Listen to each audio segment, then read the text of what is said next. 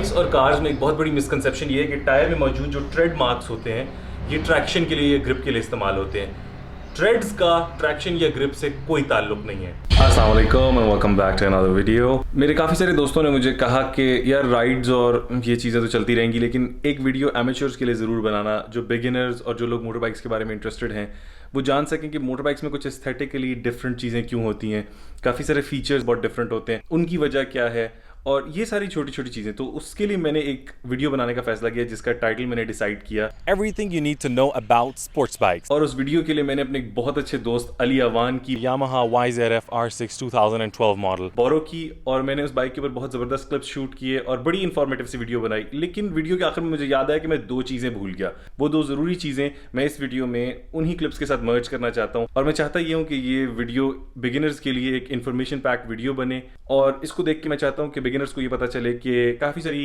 Aesthetic differences क्यों होती हैं सुपर बाइक्स में और दूसरी मोटर बाइक्स में। Enjoy the video.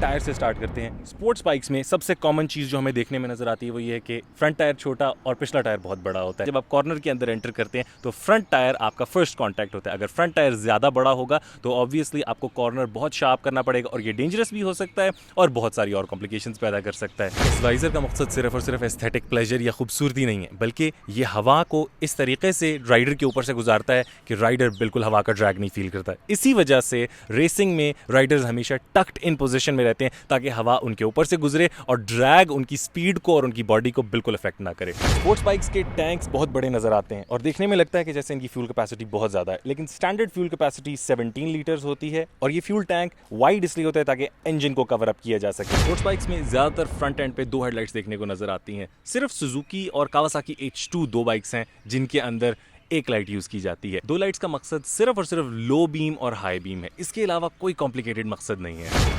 दुनिया की तमाम sports bikes return gear box के साथ आती हैं। रिटर्न गियर बॉक्स का मतलब एक गियर आगे और 4 या 5 गियर्स पीछे की तरफ लगते हैं और न्यूट्रल फर्स्ट और सेकंड गियर के बीच में होता है। इसकी एक अहम वजह यह है कि अगर आप हाई स्पीड पे और खुदा न खास्ता गियर डाउन करते हुए आप लास्ट गियर तक आ गए तो बाइक एकदम से न्यूट्रल में जाके फ्री नहीं हो जाएगी, जो कि पाकिस्तानी बाइक्स में एक बहुत बड़ा मसला है। स्पोर्ट्स बाइक्स का टेल एंड हाई होने का मकसद ना सिर्फ एयर ड्रैग से बचाने के लिए और एरोडायनामिक्स बेहतर करने के लिए शेप चेंज करना है, बल्कि हाई स्पीड्स पे जब राइडर पीछे की तरफ पुल होता है तो उसको कंफर्ट और रुकने की जगह देना भी है। फ्रंट और रेयर ब्रेक्स के अंदर डिफरेंस ये है कि फ्रंट पे चूंकि ब्रेकिंग बहुत स्ट्रांग होती है और रेयर टायर के अंदर ब्रेकिंग बहुत वीक होती है, इसलिए फ्रंट टायर के अंदर 2 डिस्क ब्रेक्स आती हैं और वो दोनों साइड्स पे इसलिए होती हैं ताकि बैलेंस ब्रेकिंग हो। और रेयर टायर के अंदर चूंकि ब्रेकिंग बहुत वीक है इस वजह से एक डिस्क ब्रेक और छोटे साइज की डिस्क ब्रेक काफ़ी होती है ताकि लो स्पीड और ड्यूरिंग ट्रैफिक ब्रेकिंग में इस्तेमाल की जा सके।